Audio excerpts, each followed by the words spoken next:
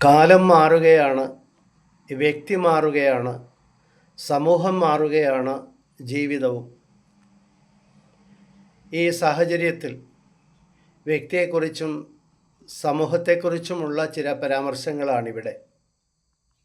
നന്നാകണം, നന്നാക്കണം. വിദ്യാഭ്യാസത്തിലൂടെ വ്യക്തി ജീവിക്കുവാൻ ആവശ്യമായ യോഗ്യതയും കഴിവും ആർജിക്കണം.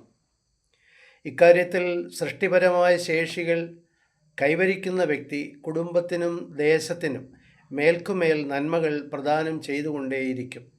വ്യക്തിക്ക് ഇപ്രകാരത്തിലാകാൻ ഉപകരിക്കാത്ത വിദ്യാഭ്യാസം പാഴ്വേലയാണ്. ഉചിതമായ വിദ്യാഭ്യാസത്തിലൂടെ ഗുണപുഷ്ടി നേടുന്നവർ മിക്കപ്പോഴും സമൂഹത്തിൽ അനുകരണീയരായിരിക്കുമെന്നതാണ് പൊതുവായ അനുഭവം. ഈ വിധത്തിലുള്ള വ്യക്തികളുടെ സമ്മേളനം മഹത്തരമായിരിക്കും. ഗുണപ്രദമായ വിദ്യാഭ്യാസത്തിലൂടെ മികവ് ആർജിക്കാത്ത വ്യക്തികളുടെ കൂട്ടുകെട്ടുകൾ നല്ലതായിരിക്കാനുള്ള സാധ്യത തുലവും കുറവാണ്. അത്തരം ആളുകളുടെ ചങ്ങാത്തം ഒരുപക്ഷെ നാടിനും വീടിനും ദേശത്തിനും തന്നെ വിനയായി തീർന്നേക്കാം.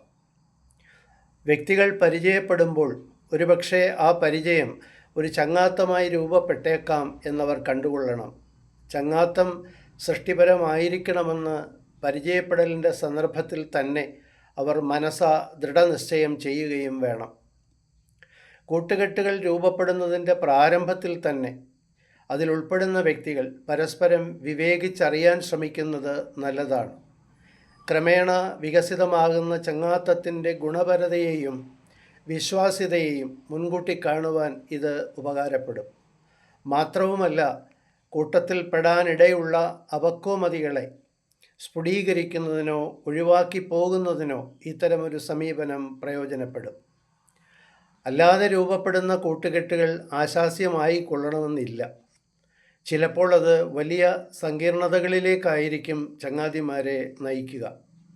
നമ്മുടെ കുഞ്ഞുങ്ങൾക്കും ഇക്കാര്യങ്ങൾ വേണ്ട അവധാനതയോടെ മനസ്സിലാക്കി കൊടുക്കുവാൻ മുതിർന്നവർ ശ്രദ്ധിക്കണം. ഭൂരിഭാഗം കുഞ്ഞുങ്ങൾക്കും വഴി പിഴയ്ക്കുന്നത് തെറ്റായ കൂട്ടുകെട്ടിലൂടെയാണ്. നമുക്ക് നന്നേ ശ്രദ്ധിക്കണം, സൂക്ഷിച്ചാൽ ദുഃഖിക്കേണ്ട. ഒരു ദേശത്തെ വ്യക്തികൾ സംഘടിക്കുമ്പോൾ അത് ദേശത്തിൻ്റെ പൊതുവായ അഭ്യുന്നതിക്കായി വേണമെന്ന് വിസ്മരിച്ചുകൂടാ. സ്വാർത്ഥ താൽപ്പര്യങ്ങൾക്കും ദുരുദ്ദേശങ്ങൾക്കും വേണ്ടി രൂപപ്പെടുന്ന കൂട്ടായ്മകൾ നാടിന് ഉപദ്രവകരമായിരിക്കുമെന്നതിൽ രണ്ട് പക്ഷം ഉണ്ടാകാനിടയില്ല. കൂട്ടുകാരുടെ തീരുമാനങ്ങളും പ്രവൃത്തികളും നിഷ്പക്ഷവും നീതിയുക്തവും ആയിരിക്കണം. അവയൊക്കെ വ്യക്തിക്കും സമൂഹത്തിനും നിരുപദ്രവകരവും ആകണം. വ്യക്തികളുടെയും ദേശങ്ങളുടെയും അഭ്യുന്നതിക്കായിട്ടാവണം നാം ഒത്തുചേരുന്നതും കൂട്ടുകൂടുന്നതും.